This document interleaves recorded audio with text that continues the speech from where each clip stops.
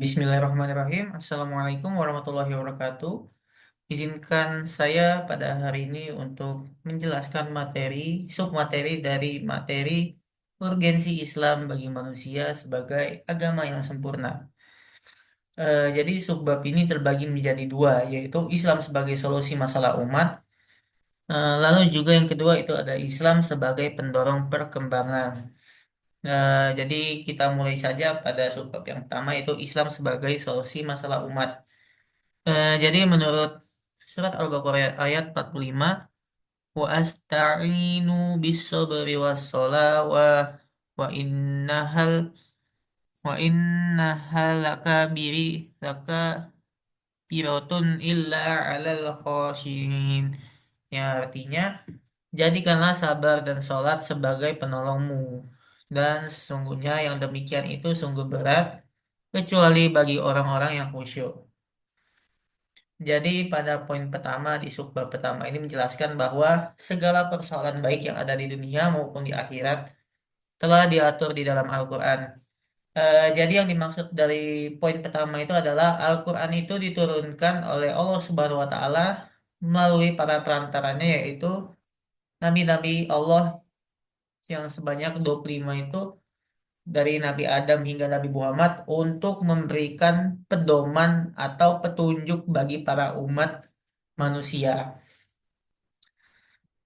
Jadi di sini Al-Quran menjelaskan bahwa eh, sabar dan sholat itu merupakan salah satu solusi dalam mencari solusi-solusi baik dalam menyelesaikan suatu permasalahan yang ada di akhirat dan di dunia. Jadi sholat itu dapat menjadi, istilahnya dapat menjadi penyangkal suatu permasalahan umat manusia.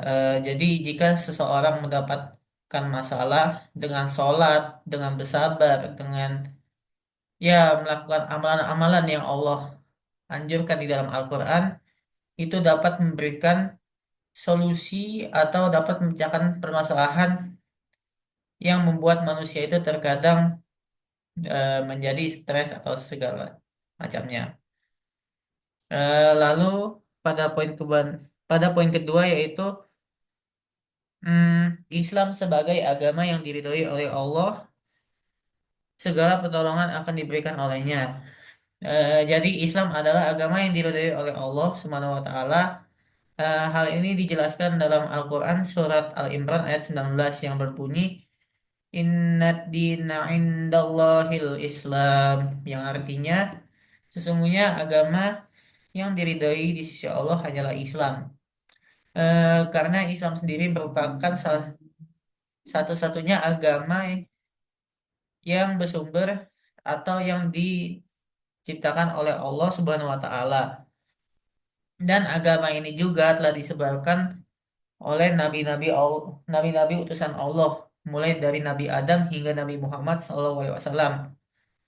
Lalu Islam juga merupakan agama yang mengatur kehidupan manusia dari tidur, bangun hingga tidur lagi. Melalui Al-Quran juga dan hadis yang berfungsi sebagai landasan hukum dan pedoman hidup bagi umat manusia. Orang-orang juga meyakini bahwa Islam itu akan mendapatkan keselamatan di akhirat, sedangkan yang mengingkarinya akan merugi ataupun tidak akan mendapatkan keselamatan dan kenikmatan di dunia maupun di akhirat. Lalu pada subbab kedua, yaitu Islam sebagai pendorong perkembangan. Pada poin pertama itu ilmu pengetahuan dan teknologi. Jadi Islam sendiri memandang iptek itu sebagai sarana untuk mendekatkan diri kepada Allah. Karena Allah itu sendiri sangat senang dengan umatnya yang ingin mengamalkan, ya istilahnya, yang ingin mengamalkan kemampuannya. Karena dengan menuntut ilmu sendiri sama saja dengan kita beramal dan beriman kepada Allah Subhanahu wa taala. Lalu kedua yaitu ada Islam memandang iptek sebagai penunjuk jalan yang dapat membimbing manusia ke arah yang benar. Karena iptek sendiri dapat memberikan atau memperluas wawasan seseorang yang mengamalkannya.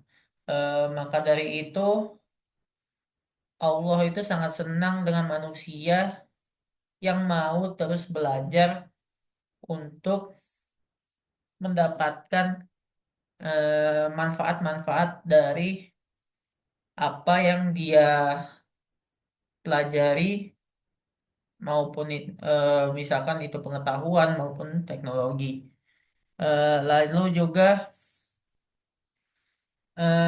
Islam itu juga memandang iptek sebagai kebutuhan manusia untuk meningkatkan kesejahteraan hidup di dunia. Jadi kita hidup di dunia ini tanpa adanya istilah pegangan seperti ilmu pengetahuan dan ilmu teknologi itu kita seperti hidup hampa tanpa memiliki bekal yang baik di mana ilmu ini digunakan untuk kita melanjutkan kehidupan di dunia. Karena seperti yang kita tahu, ilmu itu sangat penting peranannya untuk kita melakukan kegiatan, misalkan melakukan kegiatan setiap sehari-hari, lalu untuk kita bekerja dan untuk kita bersekolah. Maka dari itu, ilmu sangat penting peranannya dalam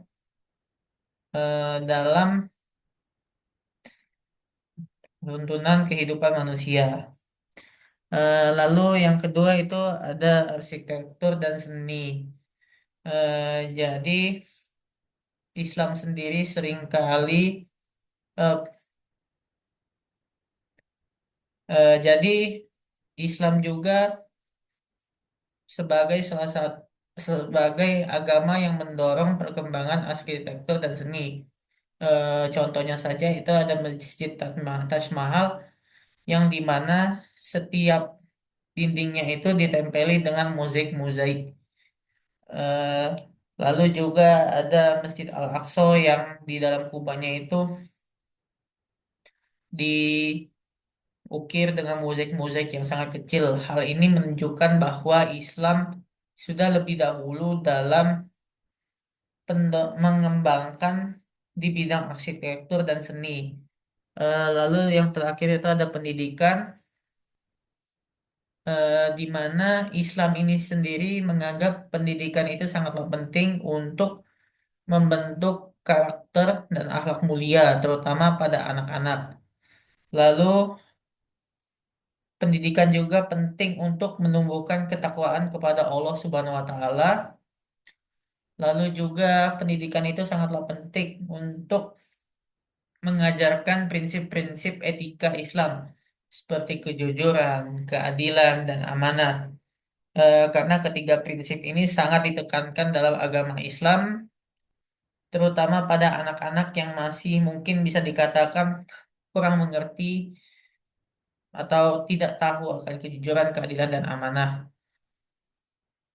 Lalu Islam juga menekankan untuk mengajarkan pentingnya bekerja keras dan tidak bergantung pada orang lain. Karena Islam sendiri merupakan agama yang sangat mementingkan pendidikan, jadi eh, pentingnya kerja keras itu sangatlah ditekankan dalam agama kita, yaitu agama Islam. Eh, Mungkin sekian saja presentasi dari saya. Jika ada salah tutur kata ataupun salah pengucapan ketika saya presentasi, saya mohon ampun. Sekian dari saya. Wassalamualaikum warahmatullahi wabarakatuh.